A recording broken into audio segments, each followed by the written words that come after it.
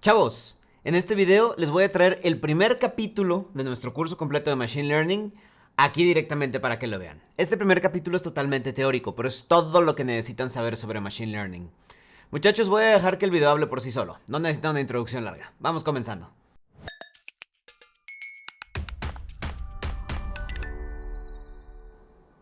¿En qué piensas cuando hablamos de Machine Learning? Un montón de gente se imagina cosas diferentes. Puede ir desde robotina de los supersónicos hasta Skynet de Terminator y los androides de Matrix y todo lo que hay intermedio. Machine Learning básicamente cubre todo lo que tiene que ver con aprendizaje de máquina o el tema de las computadoras que aprenden. Pero muchachos, estamos muy lejos de armar un Terminator. Lo que sí vamos a ver aquí es todas las aplicaciones que se hacen en la vida real que nosotros siquiera sospechamos que tienen que ver con Machine Learning. Pueden ser los filtros de spam, pueden ser los pequeños robots que arman los carros en las líneas de producción, puede ser tu aspiradora robot que tienes ahí en el piso, o incluso puede ser ese algoritmo de Instagram que hace que te mantenga adicto al celular. Todo eso tiene que ver con Machine Learning. ¿Qué es Machine Learning en específico? ¿Cuáles son los alcances de Machine Learning? Muchachos, esa definición es bastante compleja. Vamos a pasar los próximos 2 cursos, este de Machine Learning y el que sigue de aprendizaje profundo, intentando responder esas preguntas.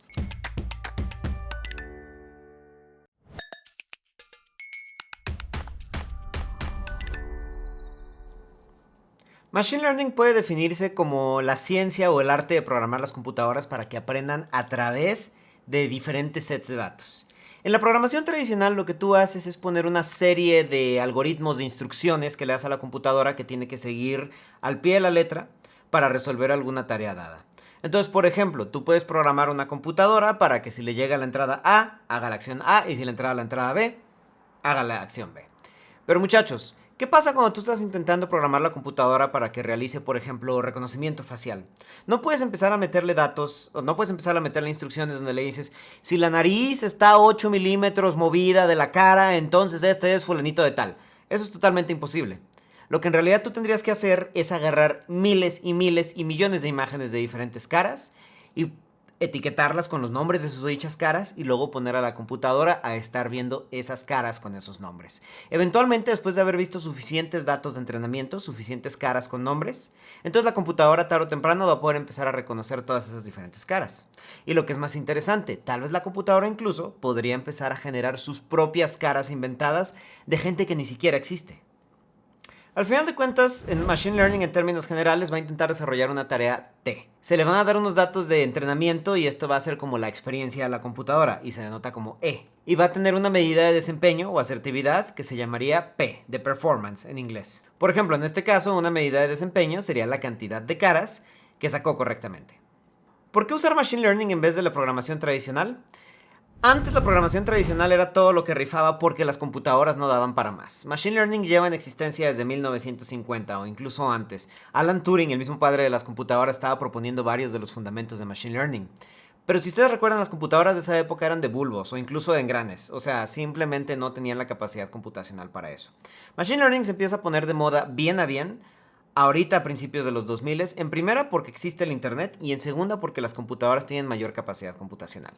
El que exista el Internet es una bendición precisamente para la gente que se dedica a entrenar algoritmos de Machine Learning porque ahora tenemos gente donando su información que nosotros podemos aprovechar precisamente para entrar a Machine Learning. Y por donando me refiero gente que se la pasa subiendo posts a Facebook, stories a Instagram, videos a TikTok, todo lo que gustes y mandes lo podemos empezar a utilizar para entrenar nuestros propios algoritmos de Machine Learning. De hecho, verán que siempre y cuando tengamos información disponible, ese campo en Machine Learning va a estar súper avanzado. Reconocimiento facial, reconocimiento de caminado, todo lo que tenga que ver con fotos y videos. Cuando no tenemos tanta información disponible, entonces ese campo no está tan desarrollado. Por ejemplo, un programa que pueda escribir la partitura de una canción a partir de escucharla, no se puede, ¿ok? O al menos existe muy en pañales. Versus un programa que te invente caras artificiales, como lo mencioné anteriormente, eso está súper mega desarrollado por la cantidad de imágenes de caras que se han subido al internet. Machine Learning básicamente es muy bueno de utilizar cuando nosotros, por ejemplo, tenemos un problema donde hay una cantidad extraordinaria de reglas y de asegúnes donde la verdad es muy difícil definir un set de patrones o de reglas que puedas establecer. Reconocimiento facial es uno de ellos. Reconocimiento de caminado es otro de ellos. Creación de obras de arte, por ejemplo, como lo haría Dalí ahorita, o manejo autónomo. Ninguno de esos puedes escribir todas las reglas al respecto de eso. Entonces para eso Machine Learning puede empezar a aprender los patrones, hacer generalizaciones y decir, ok, nos damos con que esté un 99% exacto, no tiene que ser 100% exacto. Otra de las situaciones donde Machine Learning puede ser muy bueno es cuando los problemas suelen fluctuar bastante. La computadora no es creativa, ¿ok? Si yo le doy un programa, un set de reglas dado, la computadora simplemente no puede entenderlo y no puede hacer nada al respecto. Entonces, cuando yo hago un algoritmo de Machine Learning, este puede aprender a partir de las experiencias dadas y de las nuevas experiencias que tiene. Por ejemplo, el manejo autónomo. Cuando tú le sueltas un carro en la carretera, no le puedes haber enseñado todas las cosas que va a encontrar, ¿ok? Entonces, el programa de Machine Learning tiene que poder adaptarse a las condiciones nuevas que van encontrando en la carretera. Algunos ejemplos de las aplicaciones de Machine Learning pueden ser como, por ejemplo, detectar objetos en imágenes, detectar tumores o padecimientos, detectar comentarios ofensivos en foros o publicaciones. Maldita sea la hora que inventaron eso. Pronosticar las ganancias de las acciones en la bolsa del siguiente año. No funciona, muchachos. Construir un bot inteligente para algún juego. Sí, eso sí funciona.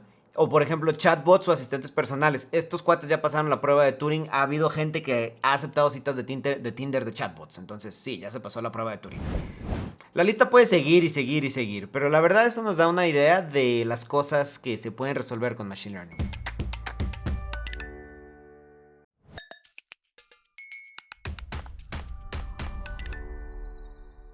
El aprendizaje de máquina puede caer en un montón de categorías diferentes. Ninguna es excluyente de otra excepto en ciertas instancias.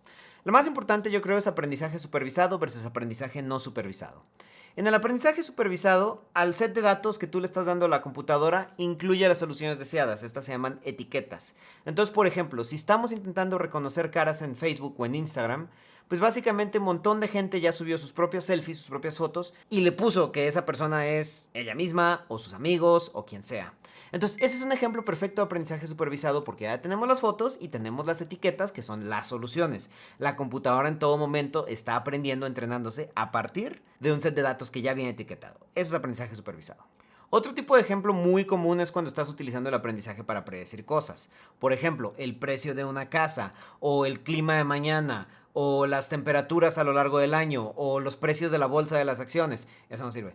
Pero bueno, el chiste es que aprendizaje supervisado es todo eso porque ya traemos etiquetas. Le damos nosotros a la computadora un set de datos del pasado, trae sus propias etiquetas. Entonces, por ejemplo, podrían ser las fechas del pasado y los precios de alguna acción del pasado. La computadora estudia todo eso e intenta darte una predicción del futuro. No sirve. Algunos ejemplos de algoritmos de aprendizaje supervisado que vamos a ver ahorita en el curso son regresión lineal, K-vecinos más cercanos, regresión logística, árboles de decisión, random forest, máquinas de vectores de soporte. Y luego el próximo curso entero se lo vamos a dedicar a redes neuronales, que también es aprendizaje supervisado y es básicamente todo lo de hoy, ¿ok? Luego, por otro lado, tenemos el aprendizaje no supervisado. Muchachos, en este caso el set de entrenamiento va a venir sin etiquetas. Entonces, imagínate que a Facebook, al algoritmo que nosotros estamos entrenando, lo queremos poner a distinguir diferentes tipos de comida. Le damos un montón de fotos de comida, pero no le decimos de qué estamos hablando. O sea, no le decimos que estas se llaman pizzas, que estas se llaman hamburguesas, que estas se llaman hot dogs. ¿Qué podemos esperar que el algoritmo haga? Bueno, el algoritmo no va a aprender por sí solo que esto es una pizza. Jamás en la vida. Pero lo que sí va a empezar a ver es, ok, todos estos triangulitos con círculos redondos encima pueden calificar dentro de un mismo grupo. Y luego va a decir, mira, todas estas fotos de estas cositas esponjositas redondas con carne en medio pueden ir en otro grupo. Y luego, todas estas cosas de tortilla con salsa, con queso y pollo, pues también van dentro de otro grupo. Y así consecutivamente. Entonces, va a ir armando sus diferentes grupos. Nunca te va a poder decir de qué se trata, pero te va a poder aislar esos diferentes grupos y poder decir, ok, ya te armé estos grupos. Tú como ser humano, te toca venir a ponerle las etiquetas. Eso es aprendizaje no supervisado. Algunos de los algoritmos de aprendizaje no supervisado que más utilizados son, y que vamos a ver en el curso, son Clustering, Isolation Forest y principalmente Principal Component Analysis, PCA. Ese anótenlo porque lo vamos a estar viendo aquí y en el próximo curso. Otra aplicación muy importante del aprendizaje no supervisado, por ejemplo, es la detección de anomalías. Este se utiliza mucho en detección de fraude de tarjeta de créditos, porque pues al final de cuentas, tú vas a suponer que si alguien está usando fraudulentamente la tarjeta de alguien, es un fraude. Entonces, por ejemplo, tú le estás alimentando un montón, miles de transacciones de tarjeta de crédito a tu algoritmo. El algoritmo no conoce las etiquetas de si una transacción es buena o es fraudulenta. Pero lo que sí sabe es que todos los usuarios tenemos ciertos patrones de uso. Si tú constantemente usas tu tarjeta de crédito en la ciudad de Guadalajara y luego de repente hay un tarjetazo por 20 pantallas en, no sé, Colombia, entonces de repente eso es una anomalía, se va a levantar inmediatamente con el banco. A veces puede prestar a escenarios molestos, en el cual te bloquean tu tarjeta cuando tú estás intentando usarla porque te fuiste de viaje. Pero finalmente funciona gracias a algoritmos de aprendizaje no supervisado que nomás están buscando anomalías. Otro ejemplo de aprendizaje no supervisado es cuando estás intentando reducir dimensiones. Si tú de repente consigues 80 sensores en una línea de producción y quieres ubicar qué es lo que va a predecir que en esa línea de producción salga algún defecto en la manufactura, entonces de repente tienes 80 dimensiones porque tienes 80 diferentes sensores. Tal vez quieres reducir las dimensiones para poder graficarlo en una grafiquita así bonita que puedas presentarle a tus gerentes.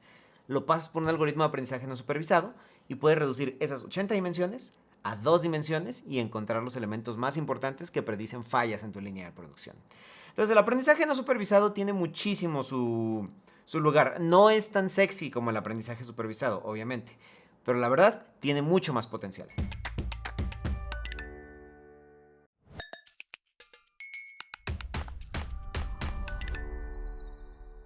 A veces existe el aprendizaje semi-supervisado, y esto es básicamente lo que algunos de ustedes ya pensaron cuando les platiqué del aprendizaje no supervisado.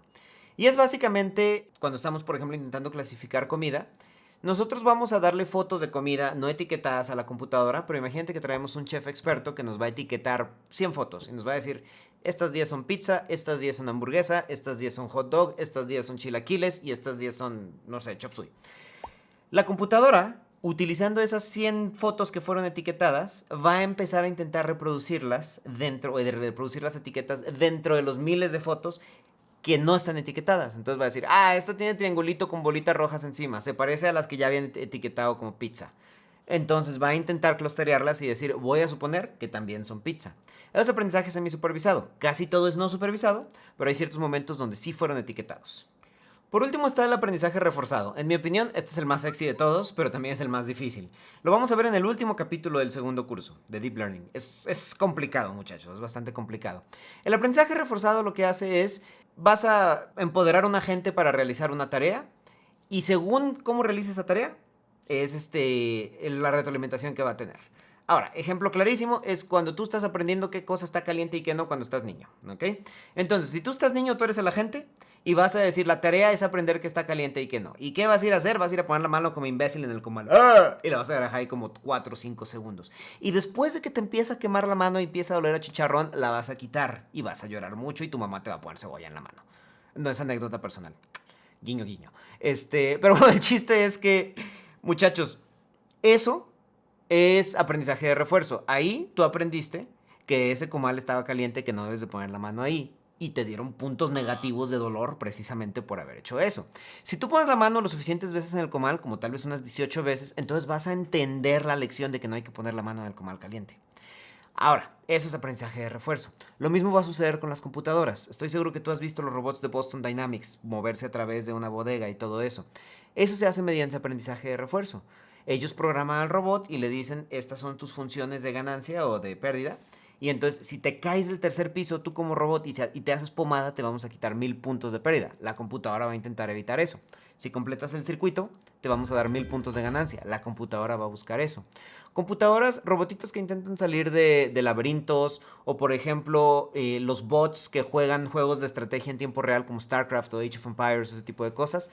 Eso es aprendizaje de refuerzo, finalmente. Tú le estás dando premios a la computadora por hacer las cosas que quieres y le estás dando puntos de castigo por hacer las cosas que no quieres. Es exactamente igual que como aprendemos los seres humanos al momento de que nos estamos desarrollando.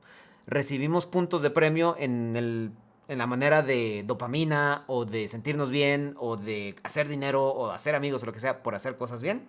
Y recibimos puntos negativos en la manera de lastimarnos, de lastimar a los demás, de caernos de un segundo piso o algo así por hacer las cosas mal.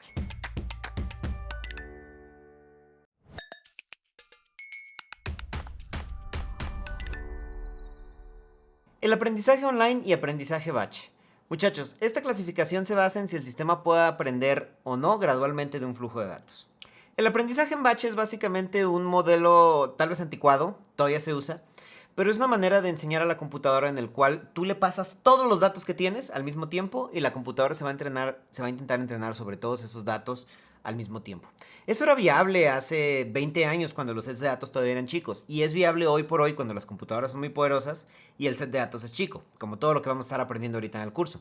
Pero en la vida real simplemente no se puede. Muchas veces tus sets de datos son de millones o incluso de billones de datos y la computadora no puede cargarlos todos al mismo tiempo a la memoria, a la RAM.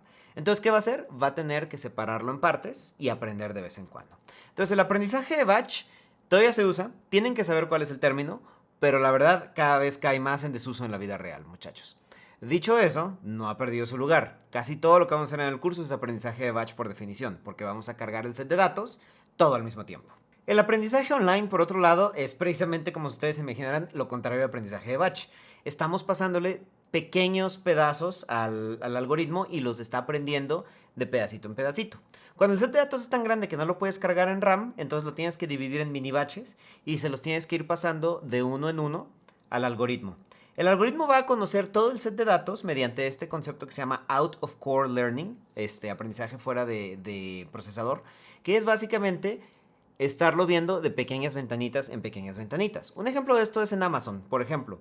En Amazon tú tienes una cantidad tan ridícula y tan grande de datos que en primera no puedes pasárselo a la computadora de jalón. Y en segunda, los productos que estás ofertando en Amazon están cambiando constantemente. Siempre hay nuevos vendedores y siempre hay vendedores que se dan de baja. Entonces el algoritmo tiene que estar constantemente actualizando para tomar en cuenta los nuevos productos que están entrando y para tomar en cuenta cuáles productos ya no se ofertan. Una cosa importante que tienes que tomar en mente es el ritmo de aprendizaje aquí.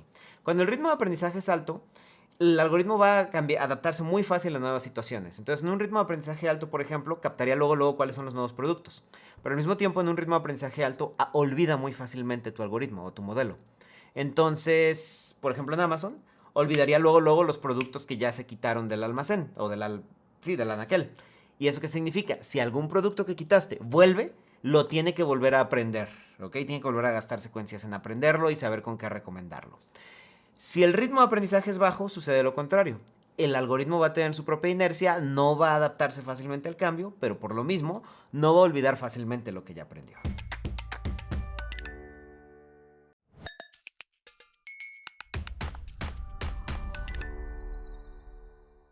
El aprendizaje también puede ser basado en instancias o basados en modelos. Muchachos, la forma más trivial de aprender es básicamente como su nombre lo dice, aprende basándose en una instancia. O como lo conocerán coloquialmente, la computadora se lo aprende las cosas de machetito, ¿ok? Sin memoria para razonarlo, sin contexto. Por ejemplo, si tiene un algoritmo para detectar transacciones en una tarjeta de crédito que puedan ser fraude, este solo va a basarse en transacciones que previamente hayan sido consideradas fraude por un ser humano. Entonces, esto te lleva a que, por ejemplo, si un ser humano vio que alguien que vive en la Ciudad de México estaba comprando videos pornográficos en Washington, miles de ellos, pues entonces va a decir, esto es fraude. Y siempre que exista ese tipo de relación, México a Washington, entonces la computadora lo va a detectar como fraude. Ahora, si por ejemplo resulta que alguien detectó que un tarjetaviente tiene un domicilio en Miami y está gastando $14,000 en un Walmart en Arizona, y eso es fraude, entonces siempre que alguien haga eso, lo va a marcar como fraude la computadora. Esto es algo que le pasó precisamente a Shaquille O'Neal cuando lo cambiaron del equipo de Miami al equipo de Phoenix. Chéquense el video. ¿Es verdad que te pasó eso que dice Dan? Así es, Dan tiene razón. Otra forma de generalizar es basarse en un conjunto de ejemplos pasados y basándose en esos ejemplos que eran un modelo, muchachos.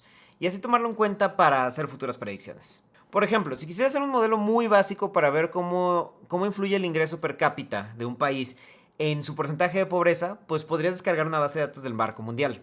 Y una vez que tenemos esos datos, podrías intentar graficarlo en tu Python o en tu Excel o whatever. O sea, como puedes ver claramente y como lo hubiera sospechado antes, mientras más alto es el ingreso per cápita de un país, más bajo es su índice de pobreza. Así que a partir de ahí decidimos modelar el porcentaje de pobreza como función del ingreso per cápita y a partir de ahí seleccionar un modelo lineal, como este que estamos viendo, para hacer nuestra predicción. En este caso, nuestro modelo lineal quedaría así. El porcentaje de pobreza es igual al ingreso per cápita multiplicado por un factor m más un bias b. ¿Ok? Es un modelo lineal clásico de clásicos que empiezan a ver desde la secundaria. ¿Cómo podemos saber cuáles son los valores que mejor se ajustan a estos parámetros m y b? Para contestar esa pregunta, lo primero que tendríamos que hacer es seleccionar una medida de desempeño, ¿ok? Para cada uno de esos valores posibles. Podríamos hacerlo de dos maneras diferentes. Una es seleccionar una función de utilidad para saber qué tan bueno es el modelo, o una función de pérdida para saber qué tan malo es el modelo. Y tú tienes que seleccionar a qué te vas a enfocar. Puedes decir, ¿sabes qué? Yo quiero que maximices la utilidad. No me importa la pérdida, yo quiero que maximices la utilidad. O podrías decir, ¿sabes qué? Yo quiero que minimices la pérdida. No me importa la utilidad, quiero que minimices la pérdida. Eso va a depender del modelo y lo vamos a ir viendo a lo largo del curso. Hay modelos donde importa ser muy útiles y hay modelos donde lo que importa es ser lo menos propensos a errores posibles. Para un problema de regresión lineal, y esto lo vamos a ver más a detalle en el capítulo 4, generalmente se selecciona una función de pérdida que minimice la distancia de los puntos con respecto a la línea de regresión lineal, ¿ok? O la distancia cuadrada, más bien, de los puntos a la línea de regresión lineal. Entonces siempre estamos buscando en este caso minimizar la pérdida, no maximizar alguna función de utilidad. Al final de cuentas, si nosotros hacemos este modelo en Python, en Scikit, vamos a ver que un país con un ingreso de cápita de $15,000 al año tendrá un porcentaje de pobreza de aproximadamente 22%, según el modelo. Ahora, el punto aquí no es enseñarles cómo hacer esta clase de predicciones, es nada más que vean probadita de cómo se hace el modelo. Lo que quiero que rescaten de aquí es básicamente función de utilidad y función de pérdida. Esos dos conceptos los vamos a estar viendo a lo largo del resto de los 2 cursos que siguen.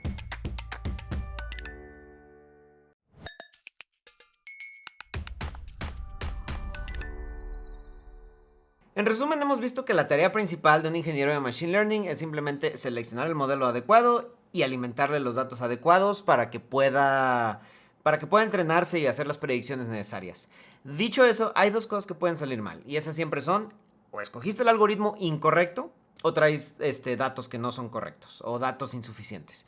Lo primero y más importante es que te puedes topar con que hay una insuficiencia de datos para el entrenamiento, y esta es la principal razón por la cual muchos campos todavía no han avanzado en el área de Machine Learning, como por ejemplo la música.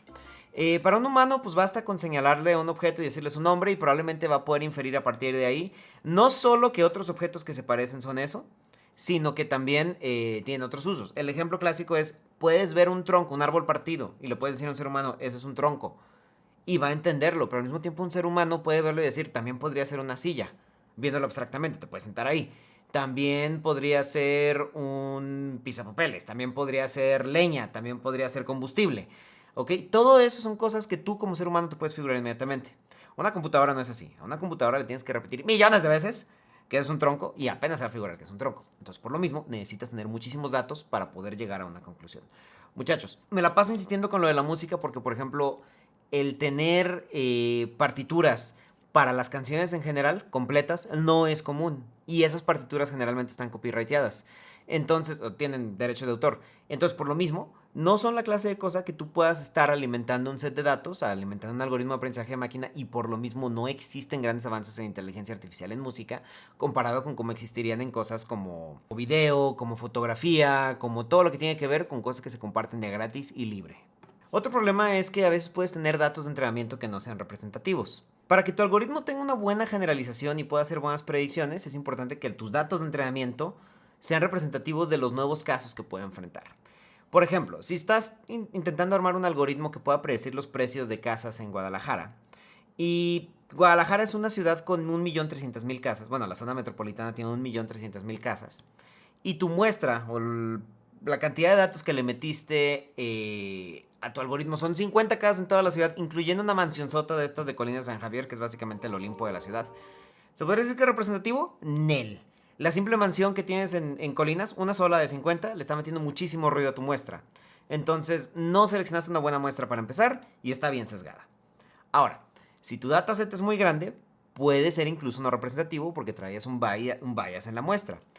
Mismo caso que el de arriba. Quieres analizar el mercado inmobiliario de Guadalajara, pero ahora vas a tomar un muestreo masivo de todas las colonias, así, cañón. Dicho eso, solo vas a seleccionar colonias en el poniente de la ciudad. Cualquier tapatío te podría decir que la ciudad, Guadalajara, está dividida en poniente, es considerablemente más rico que oriente.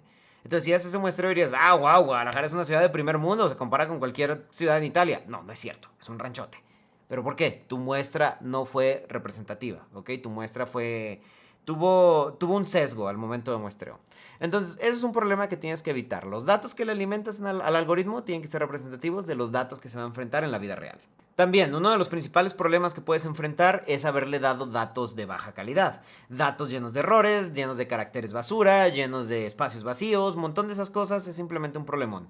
Y cualquier analista de datos te podrá decir el 90% de la chamba de análisis de datos es estar limpiando sets de datos. Entonces, esto es más común de lo que parece. Siempre tienes que asegurarte que los datos que entran al algoritmo sean de alta calidad, estén limpios y no tengan errores. Ahora, si esos errores van a ser representativos de la población, entonces tal vez vas a necesitar armar otro algoritmo, otro modelo que se dedique a limpiar sus dichos errores. Que sí los hay, sí los existe y es un área muy importante en el desarrollo. Porque vamos a lo mismo. 90% del análisis de datos es estar limpiando datos. Otro de los problemas es el sobreajuste. Esto lo vamos a ver más a detalle en el capítulo 3. Pero básicamente el sobreajuste sucede cuando el modelo funciona muy bien con un set de datos en específico, pero no va a generalizar y predecir bien. El ejemplo clásico es de finanzas, muchachos. Entrenas tu modelo para que sea buenísimo, prediciendo, o sea, aprendiéndose todos los precios del índice de Standard & Poor's 500 del 1 de abril de 1996 al 1 de junio de 1996. Y luego lo echas a correr en pleno 2022 y te sorprendes cuando empieza a quemar dinero.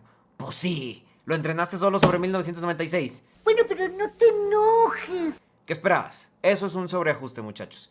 El sobreajuste suele suceder cuando el modelo es muy complejo o cuando los datos están muy sesgados, pero generalmente es porque el modelo es muy complejo. Entonces, generalmente lo que tienes que hacer es simplificar el modelo, obtener más datos o reducir el ruido en los datos, ¿ok? Como quitar los datos que están muy sesgados o que están muy sobresalientes. También tenemos el problema opuesto, underfitting o subajuste. Y esto es lo opuesto, básicamente consiste en que el modelo es demasiado simple y le cuesta trabajo de aprender e identificar la estructura de los datos. Generalmente esto es porque estás intentando usar una herramienta demasiado sencilla, ya sea por huevón o por desconocimiento, o porque no tienes suficientes datos, también, como siempre. Entonces, si tú estás intentando hacer un modelo que te genere caras nuevas de seres humanos, eso sería generalmente con una herramienta que se llama GAN. Es algo muy avanzado, lo vamos a ver en el penúltimo capítulo del siguiente curso. Pero también técnicamente podrías hacerlo con una de las herramientas de regresión logística, en teoría, que vamos a ver en el capítulo 3. Muchacho, no sirve para nada, está haciendo un subajuste terrible, ¿ok? Entonces, subajuste es cuando tu modelo está demasiado sencillo para la tarea que quieres realizar.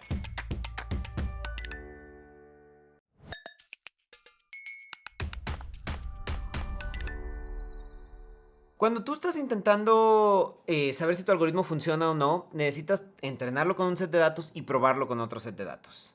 Generalmente el algoritmo se va a dividir en 2 o 3 sets de datos. Cuando se divide en 2, el set de datos donde tú entrenas se llama set de entrenamiento, imaginativamente. Y cuando tú pruebas, el set de prueba se llama set de prueba, imaginativamente, ¿ok?